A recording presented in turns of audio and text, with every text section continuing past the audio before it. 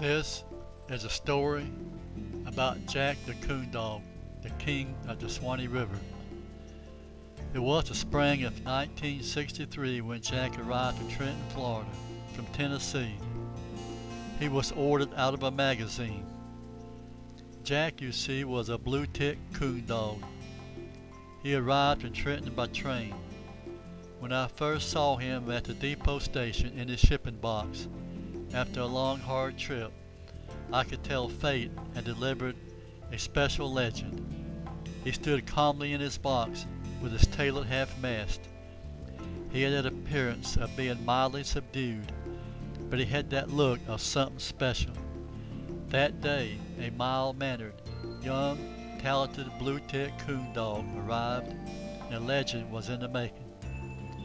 Jack quickly got acquainted with his new home. As Jack appraised the situation in his young way, I am sure he knew he couldn't have picked a better place to spend his life. His home base was a 60-acre farm. To the west was the famous Swanny River, with thousands of acres of woods and swamps to be explored. Large ranches and thick woods existed in all directions. At this time, people were few and far apart. He was free to go as he desired. All he had to do was start walking west for 1/2 mile and he was at the Swanny River. At that time, he had thousands of untamed acres he called his own.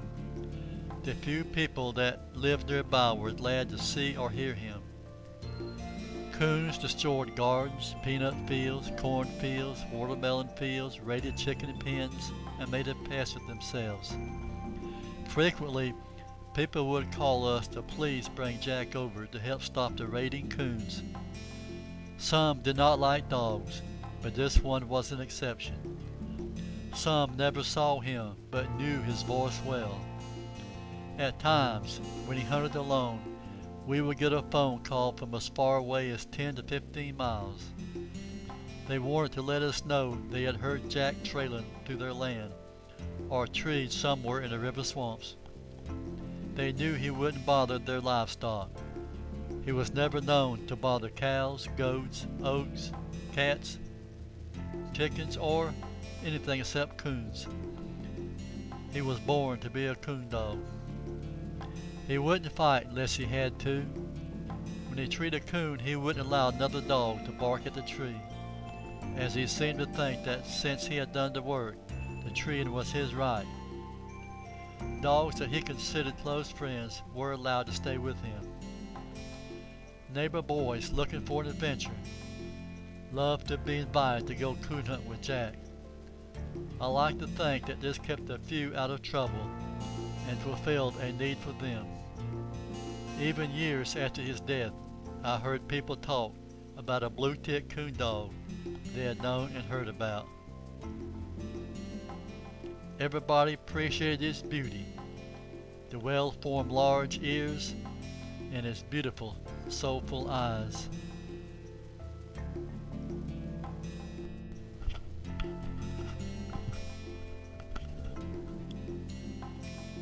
It was hard to believe he could be so personable and gentle during the day, so fearsome at night.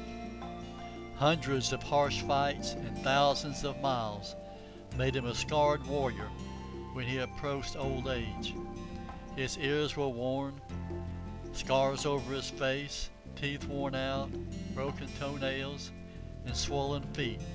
In his 15th year, he still had that look of a king, a creature of the wild, the king of the night.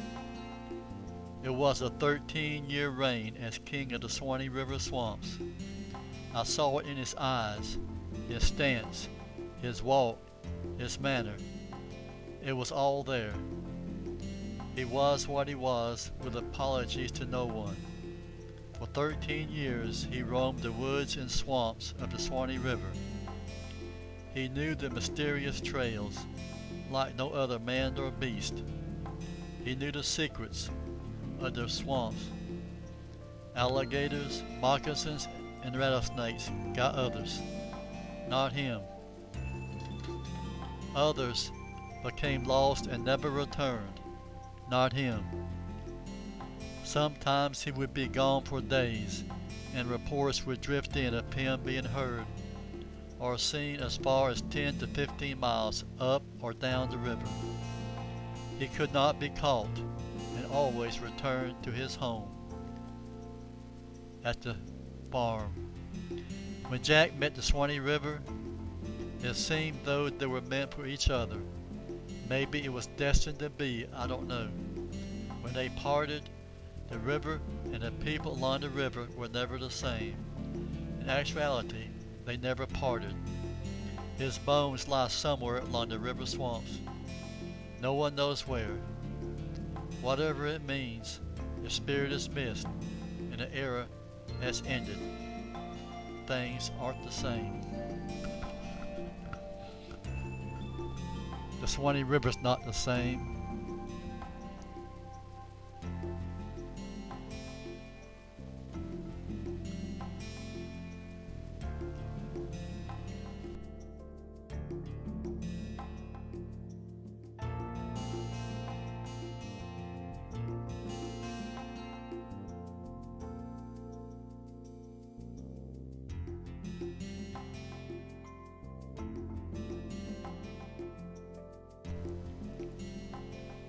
Alligator lies in wait.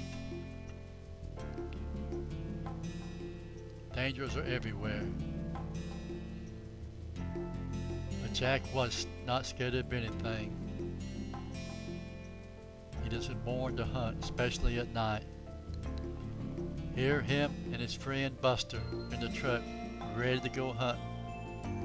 Want to know where everybody's at. And Buster's resting after a night of coon hunting, trying to keep up with Jack, and he enjoys resting. As also does Jack. He loved to lay down in the grassy area in the front of the farm after a long hunt. Also, he loved to get in the strawberry bed, which sometimes got him in trouble, but he survived. But now he is telling the news. He's in the truck, loaded and ready to go. He says time's a wasting. Let's go run some coons. At times he had to be tied because when he got ready to go, if we wasn't looking, he'd be gone. He may not come back for days. So he would just sit around and watching and waiting to see if we was ready to go.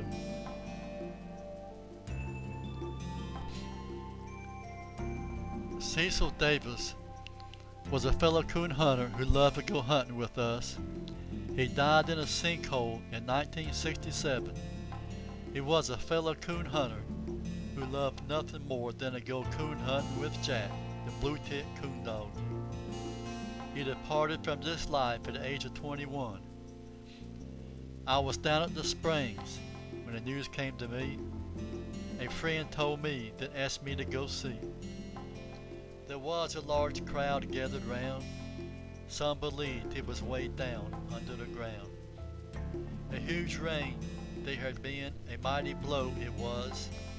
A unseen trap lying there could be the cause. Some said down there he could not be. The sinkhole was too small, can't you see? For a horse and a man, well, there's just no way. He's gone and run away, that's what I would say. Rumors flew far and wide. When we catch him, we'll skin his hide. How dare him pull a stunt like that, said a deputy. He's long gone, running wild and free. All night brave men dug in the ground, hoping against hope some trace could be found. The sides were caving in as men worked in a craze. Down there they believed he lay in a watery grave. Reports came in, he had been seen most everywhere. Some said it was done, a trick on a dare. Worldwide the news on unseen ways went out. A most unusual event, there was no doubt. Those of us who knew him said he wouldn't go far. If he did, why didn't he take his car? I knew him as a hunter of the night, a fellow coon hunter, a sport he loved with all his might. A blue-tick coonhound, he loved to hear him run. To him it was such great fun.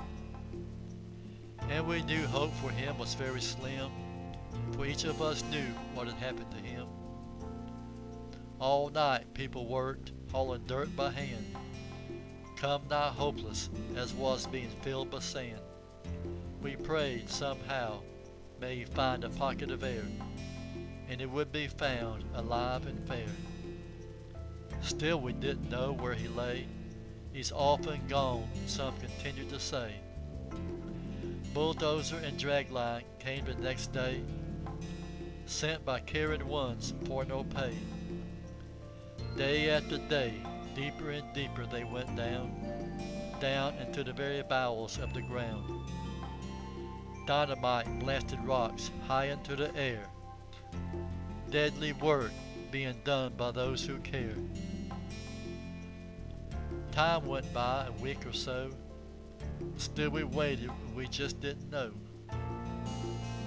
Brave men went down by dragline cable, down into the hole as far as they were able. Out went a call for a skin diving team, for 60 feet down was found the cold stream. We knew that soon we would know, was he down there, yes or no?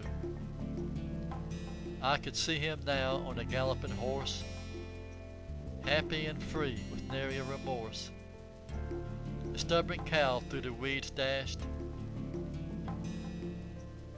rider and horse after him they crashed.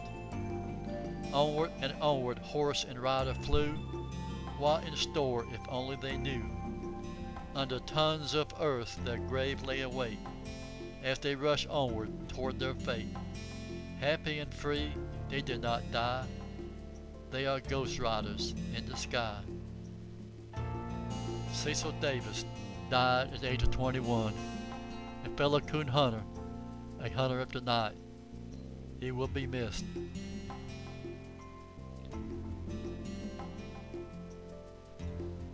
However, things go on, life goes on, and so does coon hunting, and Jack is ready to go, and he's telling the world, come on, we got more coons to run, we got things to do. And he was, at times, would sit there and just ponder things, like he's wondering where everybody was and why we wasn't hunting. Resting when he was tired after a long night's hunt, and he could rest for hours at a time. And he really laid out and really did some good sleeping when he was tired, especially when he got older. But he could still run a coon and put him up a tree. And here he's telling the world, come see. There were more things to do besides hunt, and Jack loved to gnaw on a bone, just give him a bone and he was happy. He's also happy when he's out hunting at night along the Swanny River and the river swamps.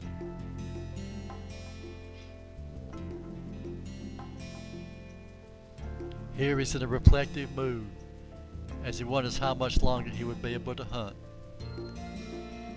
But for the time he didn't worry about it. He would yawn and get ready to go when know where everybody was at. And here's one of the coons we got, one of many, and the farmers were happy about that. And occasionally we'd run upon a little possum, but Jack really didn't care much about possums. He'd much rather be after a coon. And here I am ready with Jack and Buster, ready to go for a long hard night of coon hunting. Thinking about all the exciting adventures to be had, and now those days are all in the past. And here is Dad, out next to a garden he worked so hard on, with his coon dog Jack. Jack loved the swamps and the farm, and Dad loved the farm. and he spent many happy hours, the daytime on the farm and night down at the river.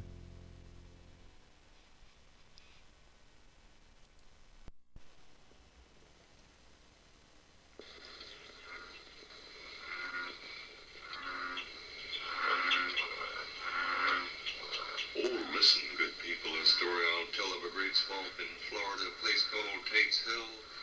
140 square watery miles with millions of skeeters and big yellow flies. And where all about the moccasins fly with glittering death in their beady eye, where bull gators beller and panthers squall.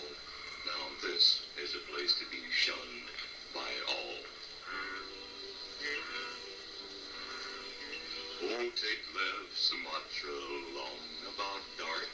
He had his two big dogs, a puppy named Spark, an old long tongue, a sharp Barlow knife that panther would sure have the chase of his life.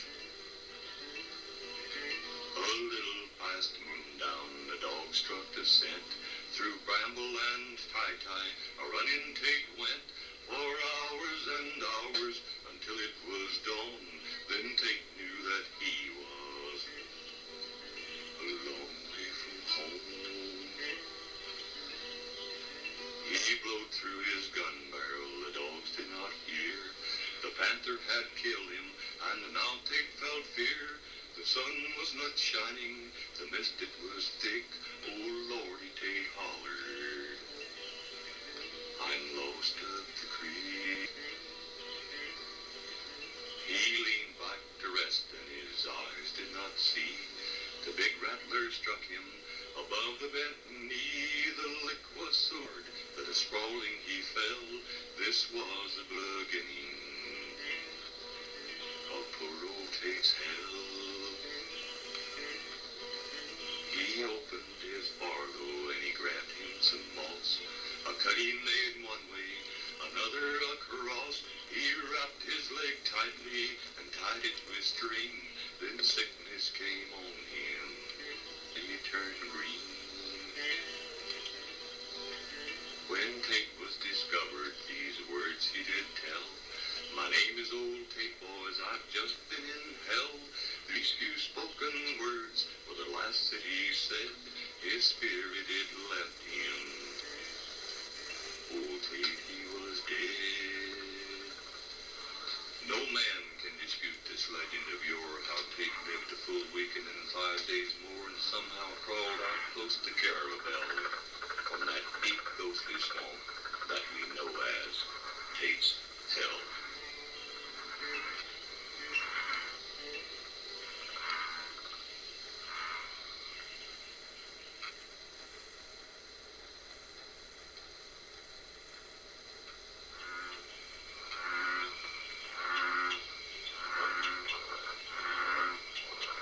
Listen, good people, a story I'll tell of a great swamp in Florida, a place called Tate's Hell.